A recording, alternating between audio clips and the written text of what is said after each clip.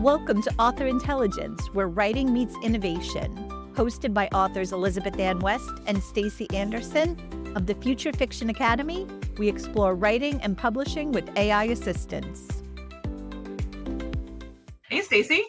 Hey, Elizabeth. Welcome back. How are you today? Yeah. Oh, I'm still just giggling over our episode title. So this episode is No Matter What He Says, Size Matters. Yes, he being AI, by the way. Yes. Other than Curie and Ada, we have not had any models named with female names really at the foundational level. So, and if you have no idea what I'm talking about, don't worry. We're going to give you like a crash course in the history of the AIs real fast. And we're going to talk about context windows and max outputs. Starting with that, what is the difference between a context window and max output, would you say? So this topic is really like the hardest thing I think for authors to wrap their brains around, because when you first learn about AI as an author, you're like, tell me the tool I can throw my book into and it will do XYZ task, whether that's like, it'll just one click make me a story Bible, or it'll one click make me a sequel, and the problem to explain to them is that these models really have only recently been able to even process documents the size of a novel. Like that's within the last year. So a context window, all of these are in tokens, by the way. And for those of you listening, our great old conversion rate of tokens to words, you want to say it, 1,000 tokens? 1,000 tokens is about 750 words. So yes. Just multiply by 3/4. Yep. So every time we say like, 100K tokens or 100K tokens, we're talking in tokens, which is, like Stacy says, and like we say, it's about 750 to 1,000. 750 words to 1,000 tokens. This is really hard to wrap your brain around. We have a lot of math today, but don't worry. We're going to tell you what it means. We'll go slow. Yes. And we're going to provide our numbers and stuff so you can check our work, or you can just take our word for it. But we've been working with this for years now, so we're hoping to demystify. But back to a context window.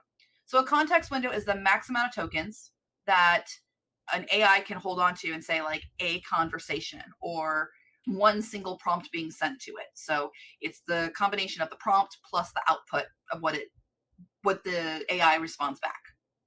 So something has a context window, say of 8,000 tokens, then you're looking at about 5,000 words total between what you prompt it and what the AI can actually write back to you. That total input and output has to equal less than 5,000 words. And you want to handle what max output is? Max output is when you ask it to do something, whatever the model, how much can it respond? So if it has 100,000 word or 100,000 token context window, that doesn't mean you could say, write me a story, and it will provide 998,000 tokens worth of reply. Right.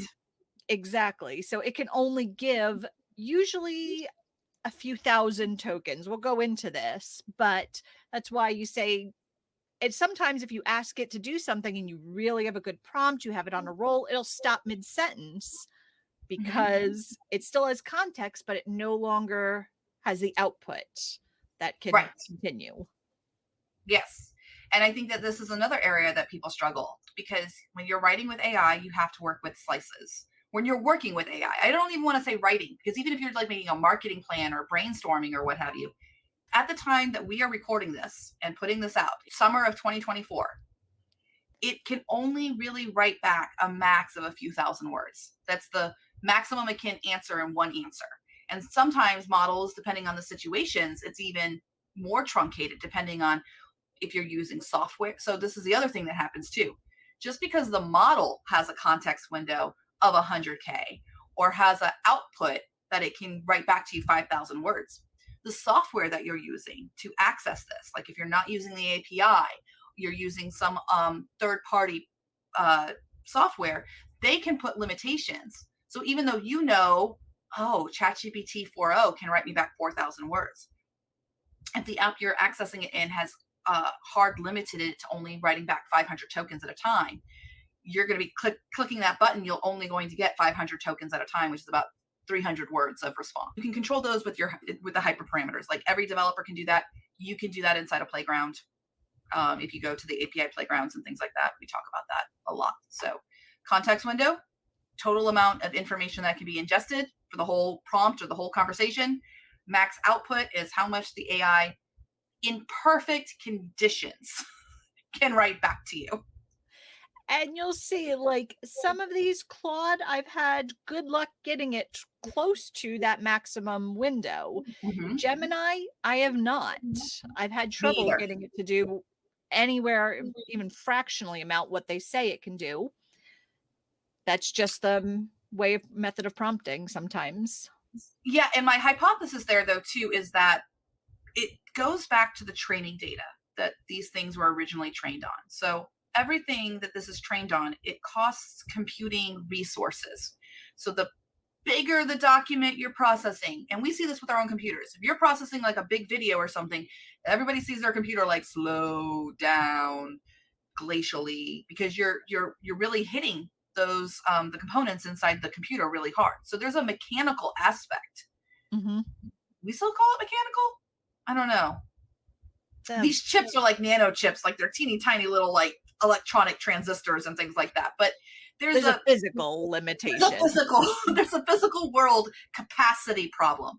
That's why Nvidia is doing so well because Nvidia is making the chips and they keep making bigger chips and bigger chips, not physically bigger chips, but like bigger chips in terms of the processing power.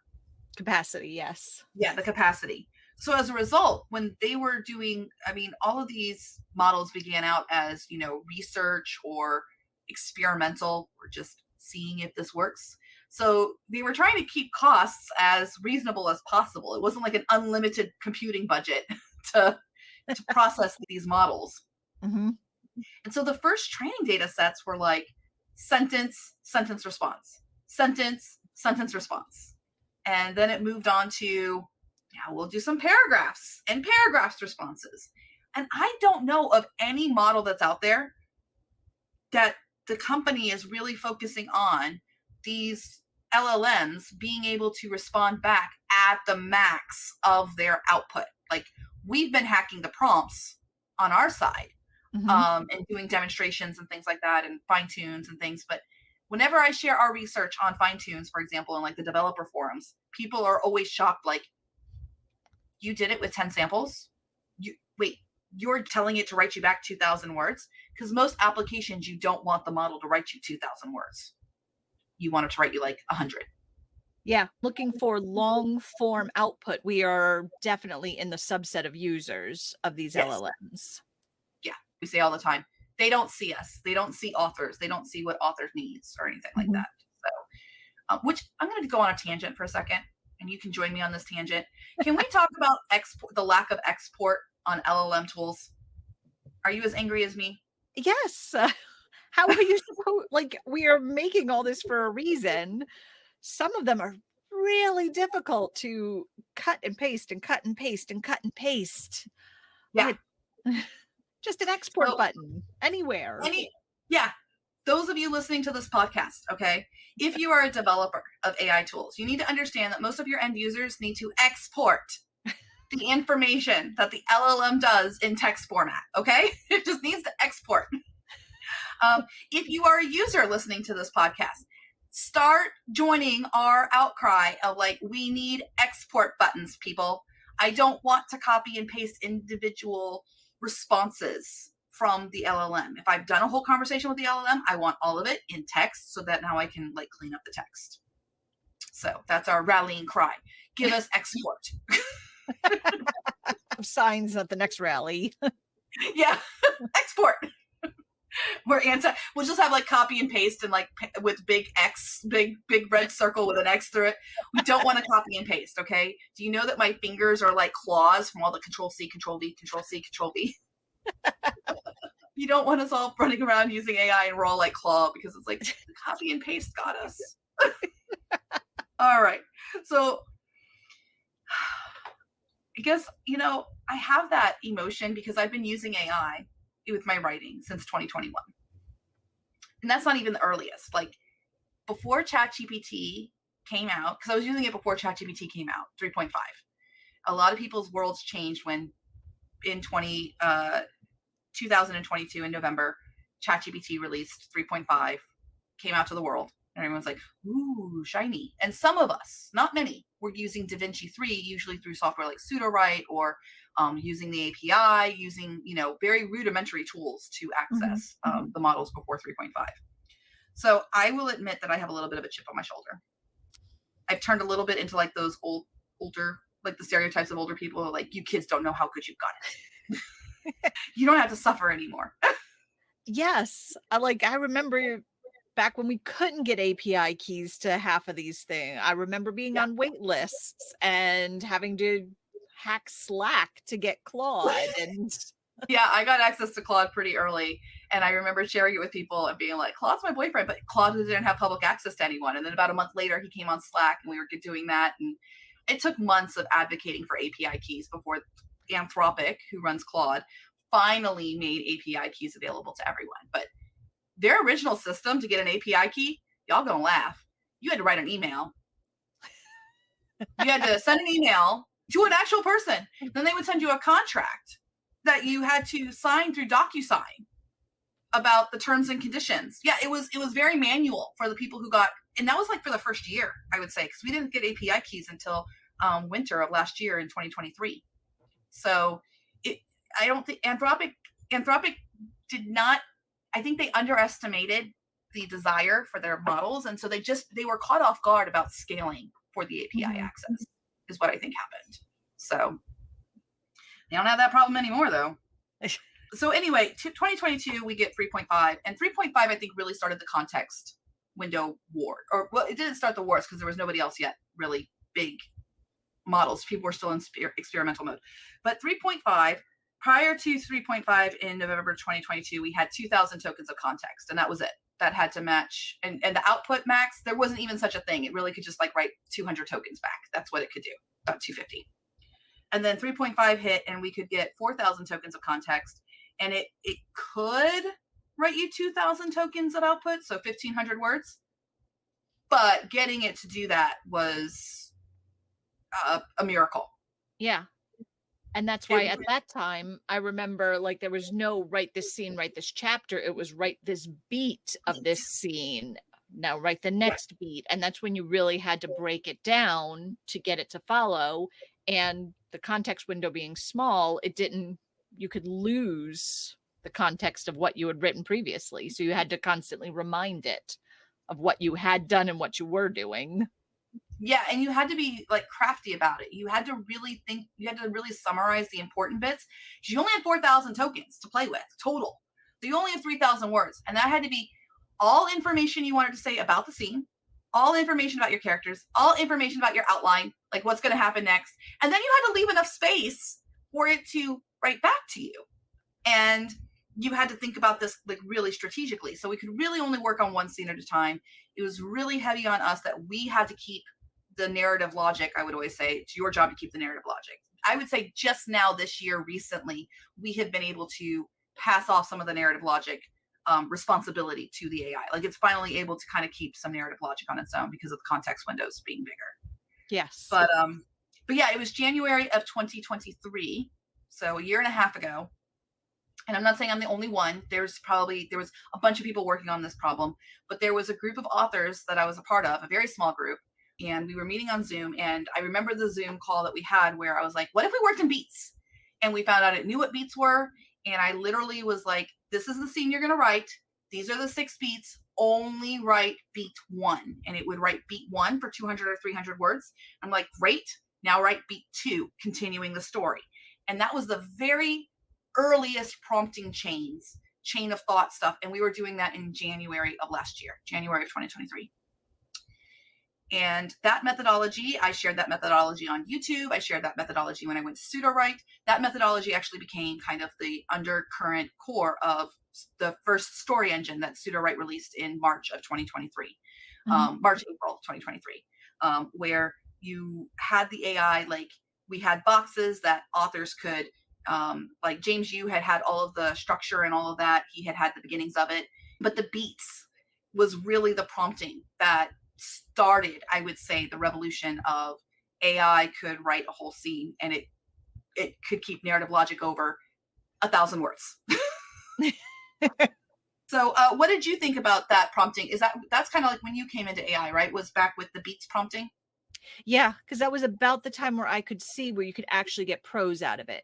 I had been Mhm. using it for brainstorming a little bit off and on. It was mind blowing at the time when it could do, but just with so much limitations, it was just a small tool, like a little Allen wrench in my toolbox. Yeah, Um, but with these models, 3.5, I could actually see, yes, I could brainstorm more. I could actually write prose. This is now a hammer as opposed to an Allen wrench. yeah. And then by March of 2023, we had Claude 1.0 in Slack, and it was like spring of 2023 that the this is what started the war, the context window wars. And I think we're still in the middle of it. Like we're benefiting it as consumers. So I can remember the day in May when Anthropic announced that Claude 1.0 was going to have 100,000 token context window, and everybody's brains were blown. Because before that, the max we had was GPT 4.0, which was released in March of that year, could do 8K. 8K. And then at the same time, they released a new 3.5 that could do 16K. And I can remember because nobody had access to the APIs for Claude. I did, but I couldn't get keys for everybody else. So like into that summer of 2023, we were figuring out how to leverage the crap out of GPT 3.5 16K, because now all of a sudden we had 10,000 words of context, 10 to 12,000 words. Yeah, I remember that blew my mind. Like Mm-hmm. 16,000 tokens. I could do so much with this.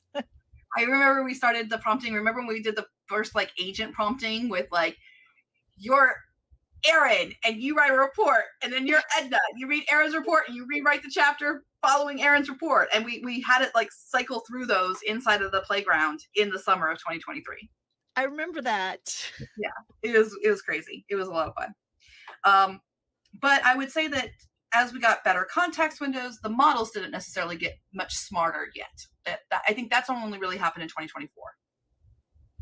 Yeah, I'd say that maybe end of 2023, November, but it was Yeah, mostly we've taken advantage of it in true. Once we 2024. got Turbo. So Yeah. this is how this worked. So I'm going to go through it again. So March 2023, GPT goes, here's 8K with GPT-4, and here's 16K with 3.5. They also had a 32K GPT-4, but that never went out publicly. Like you could only get special access. I think it was just too expensive. They ended up never making the 32K GPT-4 widely available to everyone. Only some developers got access to that. So, and then 2 months later, Claude basically went, hold my beer. Here's 100K of context. And then ChatGPT went, hold my beer. In November of 2023, here's GPT-4 Turbo, and it can do 128K. And then Claude, like a week later in November of 2023, came back with hold our beers, my friend. Here's Claude 2.0 and 200K of context. And now, a few months ago, Google announced 1 million tokens of context. Like I don't even know what to do with 1 million. I'm sure we'll find something to put We'll it to find out. use, but So, all this to say, this is why we say no matter what he says, size matters. We are in a situation right now where these models we're going to show you a graphic and everything like that so you can start keeping track of it. But the foundational models and by foundational models, what do we mean by that? Like, I know we use that terminology in the FFA because we just need to like differentiate them. So, like, what's a foundational model?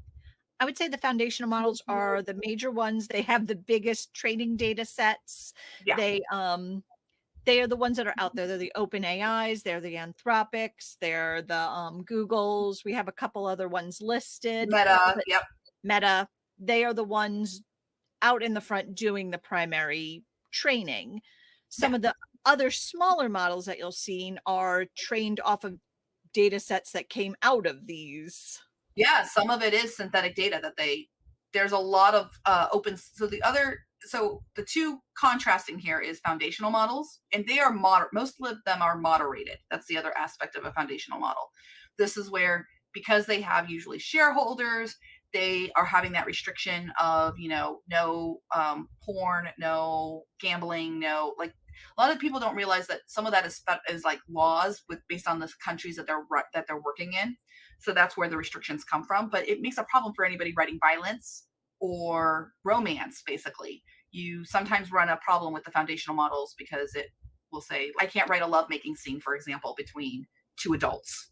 And this is where you hear people say, like, Claude clutching its pearls Girls. because yeah, it's almost like a very, old-fashioned, very proper way of dealing with it, even though it's a fictional topic for us, which is a completely different ball field than what they're trying to protect against.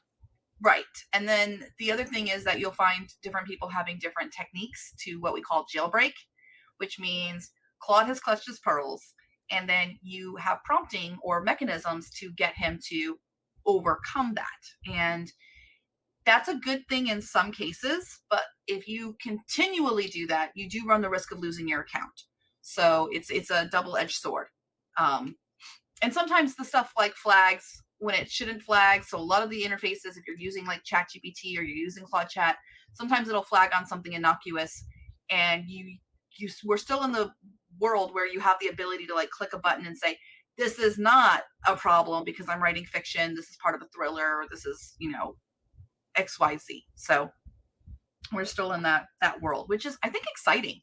We are Mhm. shaping the future that we're going to have.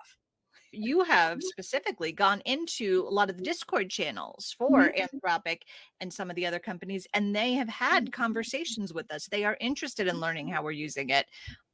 Hopefully, this day will never come, but I can see a day when they are big enough they are no longer interested in that or not taking feedback as actively as they are right now. But we do have a say in the shaping. Yeah, I think they'll get to that point, not nefariously, not maliciously. It'll just be like Microsoft Word is so robust and mature as a software thing. I can't go to Microsoft and be like, "Hey, can Microsoft Word do this whole new like I just want to revamp completely." We're still in like the early beta stages of a lot of these tools and the tooling of it. So they are listening to us. I think in a few years they're not going to, just not because they don't want to, but because they'll be too far down the roadmap, their production roadmap, to make major changes based on like their overall strategies and such. Yeah. But we're still in experimental mode. Going back to the wars, it reminds me of the wars that we had in the 90s on personal computers. But I can remember, and also like modems too. It was like I watched modems constantly get bigger and bigger and bigger, faster, faster, faster. Mhm. Computers. I can remember the RAM wars. It was like now we're at 1 gigabyte of RAM. Oh, 2 gigabytes of RAM, 4 gig. And actually, I remember a lot earlier than that. I remember like the 512 and the 256 and the yeah. And so technically, the tokens are those wackadoo numbers. So like when we say something has a 4,000 token context window, it's actually 4,096. And I remember why. It's like magnitudes of the number two. Isn't that right? Like it's 2, 8. But for the sake of this podcast, we're just going to round to the nearest penny, sometimes fractions of pennies, but to the nearest penny and to the nearest thousand. That's what we're going to do. So it's Functionally, 490. it's the Yeah. same. Yeah. So if you come into the contents and you're like, it is not 4,000 tokens, it is 4,096. I'm going to say, yeah, but functionally it's 4K. Yeah. It's easier to say 4K than 4,096 or 8,112 or whatever it is. So 2024, we didn't see the models. I mean, other than Google doing the smackdown of like, I have a million token context. I would say that, we're starting to see strategies change on these foundational models. Like some of them are like, okay, we're making a longer term plan. So for example, ChatGPT just did a big announcement in March of this year. I know we watched it all together. Do you want to talk a little bit about like how the direction that ChatGPT OpenAI specifically seems to be going? Yeah. So we had GPT-4 Turbo up to that point was the Mhm. newest model. And then GPT-4o, which stands for 4 Omni. I don't know why that's very confusing to me, but It is. 4o, 4 Omni was the newest model. It didn't have an appreciable change over context window Nope. speed. It is smarter or better, has more training data, Mhm. but again, it wasn't a huge leap. The leap was in the interface. So Mhm. now there's voice, text to voice, voice input. There's the cross platform, both iPhone and Android. We did this in our last episode. the app. So it is more of making it usable for someone rather than having all these big numbers explode. It's the user interfaces that are improving at this point, I believe. I think so. I think these foundational models are starting to realize, okay, one of us has to decide to be the most accessible to users, which I think OpenAI is going for that. Mhm. With the ChatGPT is now free for all. It's always had a free component, and all of them now have a free component because of ChatGPT. I think they really started that first. Like you can use it for free, but now like GPT-4 is available for free. Omni's available. Like they're making their bestest models available for free, and Anthropic copied that or followed suit. It may have been their plan all along. I don't know. All of this stuff released like a few months from each other. Corporations we know take a long time to plan things out. But I really do think that OpenAI is going for we are going to be in every device. We are going to be the Microsoft, to the point that Microsoft owns a very significant percentage of OpenAI. OpenAI products are being worked into Copilot. OpenAI products are also going to be worked into Apple Intelligence, which we know was just announced, where come next year with the new operating systems, a lot of us are going to want to update our iPhones and our anything to actually an Apple specific chip, like an M1 or an M2 chip, so that you have OpenAI just built into your operating system. That's a huge leap to me. Yes. Just it is literally everywhere now, or it will become everywhere very soon in the near future. Yeah, and I would say outside of very specific commercial production applications, 128K context window, 128,000 tokens. That's 100,000 words. I would say that probably fulfills 99.9% of end user applications, end user usage of the AI, that Yeah. it's going to cover most of the tasks. I can see where a million context tokens, granted, we could try to create a series Bible instead of just a Mhm. story Bible. But in all honesty, you could put it in a book at a time. If you even have a book that's over 100K, you have a fantasy tome, you could break it up into halves. You can get around that pretty easily. Like functionally, 128, anything above that is just showing off at this point. Right. And I think Google is going for, we are the biggest, highest, like for production, for like commercial applications. I could see businesses needing to always hit a million context, especially like if you're talking about government documentation, legal applications, like really big models that need to access a lot of information at one time, heavier processing, those kinds of things. I think that that's the direction that Google is going after, because Google has, more the developer console aspect of it, and they're really going after. And they're also innovating this brand new thing that just came out with context, and it matters to context window, context caching, and it's brand new, like brand spanking new, couple of weeks. I haven't even played with it yet, but it's going to allow us, from reading the documentation that I read, we mega prompt, right? Like we've moved on from beats to we mega prompt. We basically go, here's everything about the story, like 9 to 10,000 words of like character lists, setting lists, and outlines and story world. And then we're like, here's the story so far. So that could be 20 or 30,000 words of everything. That's your mega prompt. So your mega prompt is like 40,000 words or whatever. In the new Google world, when you submit that once, it will store it. It's almost like a combination between RAG, retrieval augmented generation, and just regular LLMs.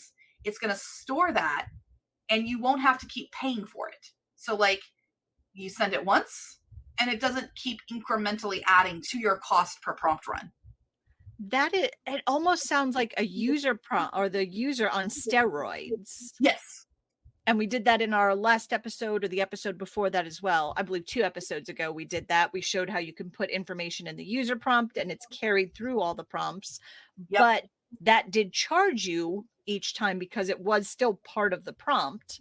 This one, it's just going to charge you once and hold it there and you can continue to reference it. That is bonkers.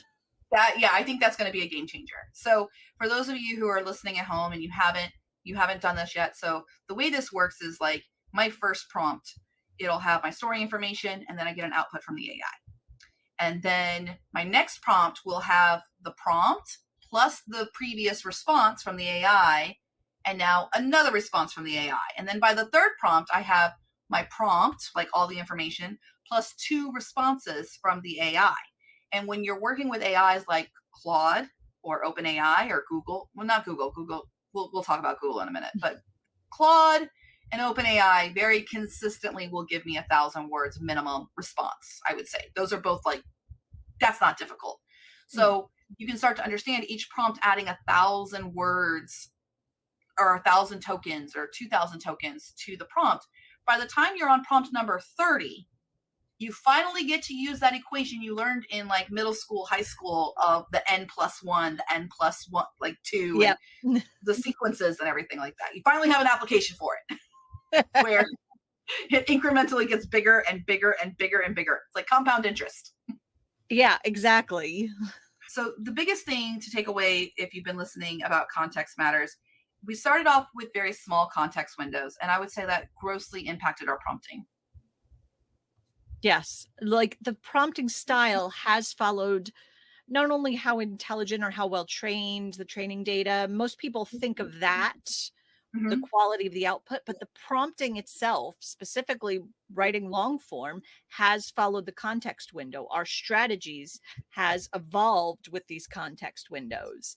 If Yeah. you got really excited about ChatGPT 3.5 when it first came out and then went into a coma and just now coming out, your prompting is completely out of date. You would almost not have to relearn it, but there's significant catch up you'd have to play in order to get your prompting to properly utilize the new capabilities. Yeah, and I think it's natural in our industry. We don't have comas necessarily, thank goodness. Not all of us are falling into comas, but it's a good metaphor for when you're on deadline. When I'm on deadline for a book, the last thing I've got capacity to do is learn a new way of doing things. So if somebody's taking, a couple of months to write a book or whatever long it takes them, I think sometimes we're seeing in our industry authors, even the ones who are AI positive and AI enhanced and stuff, they learn one way of doing it, they're comfortable, and they don't necessarily change once they finish that book. And I get the frustration. It's like, why should I have to relearn how to do this every single time? But some of us don't remember or weren't in the industry. Like I can remember when Word went cloud and Word like changed all the menus and everything like that, and everybody lost their minds. We're in that decade, guys. We're in the decade of, yes, the AI is going to change every 3 to 6 months. The methodologies are going to change every 3 to 6 months. And you have a choice to make. You can stay comfortable, be like, I know how to do beats. Beats work for me. I got beats. Beats are down. Or you can be the author who, at intervals that you're comfortable with, starting to learn these more advanced prompting methodologies, the sequencing of prompts, scene briefs instead of, and I mean, I was beating the drum about scene briefs since summer of last year until just recently. And now we've moved on to the go with God methodology, which We might have to say that is a whole story on its own, but yes. yes.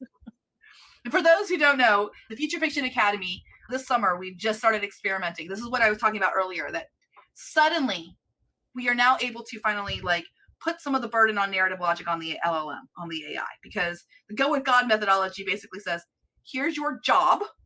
Mm-hmm. And I say this because on the Future Fiction Academy YouTube channel, there is the 3.5 Sonnet preview. When 3.5 Sonnet came out earlier this week, that we're recording this podcast or whatever, I shared that prompting, and Stacy's like, are you sure you want this on YouTube? And I was like, yeah, no big deal. I'm just going to do one chapter. And then I realized, oh no, I just shared the whole. So the prompting mechanism of Go with God is you basically tell the AI its end goal. Like you have to do all of this, and these are the different tasks you're allowed to do. And then you just basically clicking the button and go, keep going. And it'll ask questions and it'll answer itself. It'll be like, would you like for me to continue with scene 2? And then the next prompt will be like, yes, I would like you to continue with scene 2. Here's how you. My favorite is when it'll revise itself as well, and then it'll start complimenting itself on what a good job it did. Congratulations. Oh, well, thank you. I couldn't have done it without your help. And Claude, unfortunately, Claude right now, as of we're releasing this, it'll probably be fixed in the next couple of weeks. So don't hold this, but it's just comical. Right now, Claude will get into a loop on that where he's like, great job. Thanks. I know it's a great job. Great job. I know. Thanks. It'll like lose its, hey, you're supposed to be writing a book right now. Go back, get back to it. Get back to your job. Stop just Yeah. telling yourself how good you are. Yeah. But I mean, we now have the capabilities with this Go with God methodology to run 30 prompts at a time and just click the button, let it go. And then you come back and it has done 34,000 words and it's keeping narrative logic. And then we started inserting like revision prompts and stuff. So we have the ability to do like, I can do 3 or 4 30 prompt sequences and get it just to like go. But it does give you a lot of words that then you have to go through. So it's not perfect of a methodology. We're still working on it. This is part of our experimental research. And I think the idea of a book machine scares a lot of people. Yeah, there is always still a human element that will Mhm. never ever be taken out, or that I can see, or at least in the very long-term future. And that's why we say it's not going to be the AI replacing you. It's going to be an author that knows how to use the AI replacing you, because somebody who has kept up with these new prompting techniques, or who has even started with any of these prompting techniques, has such an advantage over an author who has not. Yeah. And I would even say not just an author will replace you, a publisher using AI is probably going to replace a lot of us indies. I don't know when TradPub is going to get it and click, but we're already seeing the indications there that they're using AI for translations, they're using AI for audiobooks, they're using AI for marketing, and they have talked about this. And then just recently there has been news articles about them saying about using AI for the writing instead of a ghostwriter, where they would usually use a ghostwriter for like celebrity books. Now they can leverage AI. And I'm going, guys, it's not everyone. It's not that far of a leap. And I was privileged last year to even be aware, like I have witnessed large IP holders querying companies who are building AI writing software that we're all starting to use and everything like that. Big IP holders have approached different AI developers to ask, can you make me software to just give you a good example? I'm not going to say which company it was, but there's a very big hit TV show that they thought that they could use AI to leverage into like a daily puzzle for people to solve with, like, so basically taking the hit TV show, can I feed all the scripts and all the information of this hit TV show that's been going on for a really long time? Can I feed that in? And then I have an AI basically that makes the little games for my app for people to use. Mhm. When it gets to those capabilities, which I don't think is very far around the corner, that's cutting the jobs of hundreds of people. Because originally, to do that, you would have a staff that would just work on going through all the scripts and translating that to video game scripts. You would have a whole staff of people who are working on the coding of that. You're working on the whole staff of people who are working on the apps of that. And all, I mean, I think it's going to be a very big change in our economy worldwide. And so, why do we do our research? Because I don't have any question in my mind about when a book machine will be effectively out there. So I don't question that. So then my next step, logically, that I went to personally was I want to figure it out and I want to share my knowledge with as many authors as I can. So at least I can help stave off their extinction for maybe another half a decade or a decade. Or if we can innovate and figure, like if we have the technology and the knowledge, we can innovate in a way that the big corporations can't. Yeah, we don't want this locked up behind major publishing companies, and Right. it's a reverse of the 2011, 2012 time, when instead of it Yes. being open to all, it's gonna close back up again. Yeah. And I think that that's been a fear this whole time for those of us who are indies, and especially for authors who were trad and then went indie or they're hybrid or whatever. They know how big corporations do have the ability to lobby, get laws passed, get restrictions passed to basically further their aims. And that's Mhm. not just in the US, that's like worldwide. Like, so it's always a threat, but it's also like it's a catch-22. We do need these big corporations. Like Amazon is selling my books. Majority of my income on books comes from Amazon and Apple and these bigger companies that, provide the distribution. So I don't want to sound like I'm a like total Marxist socialist here, that I'm like, no corporations. I mean, big corporations are providing the AI. It's just, I think this is going to be a tricky decade to navigate. And if we're all working together and helping each other, I think that that's going to help. Yeah, exactly. Putting our head in the sand is not going to further anything. Yeah. Okay. So we've gone over basically the history of the context wars. We're still in the middle of the context wars. Size matters, no matter what he says. Size matters. So again, we hope that you walk away from this very technical conversation with just a couple of takeaways. And that is, a lot of models are saying, I have 1 million token context, I have 128K context. That means that's how much it can read. It's not how much it can write to you. It can't write 100,000 tokens response yet. Another good takeaway, do you have a takeaway that you want them to walk away with too? The output tokens, just knowing that both the output limit and functionally what you tend to get. The one is well documented, the output limit. What you learn to get is just by testing, by trying it out, and by talking with others who are using AI. What the results they're getting.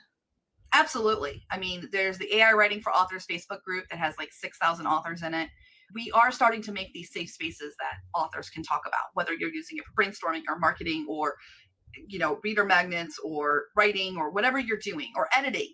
We try to make it so like, we're not going to point fingers at different people who are using, AI for various reasons. And you don't even have to have a reason for using AI for writing, in my opinion. It's here. We can't stop it. And I think that the progressive action to take, personally, my personal opinion, is learning how to harness it, learning how does this work for me? The other thing I would say too is that fundamentally right now, and it's been this way for years, working with AI means to work in slices and working, asking for this bit. And then you may have to marry that bit with another bit. You're doing that, the stitching. Some of the newer models, the bigger models, are able to do that stitching for you in a bigger conversation. But at the end of the day, they're still going to be limited of like, I can only write 2,000 or 4,000 words to you. So you're going to have to stitch some of it together with my nemesis, copy and paste. All of the claw hands. But it's important to understand that these changes are happening, because if you are someone who is really frustrated of like, oh, I've got to work in beats. It's so tedious. It's so tedious.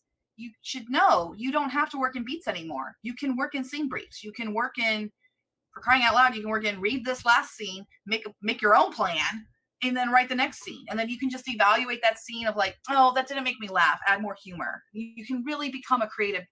With the Go With God methodology, we're really starting to move into creative directing, if that is what an author wants to do. Mm-hmm.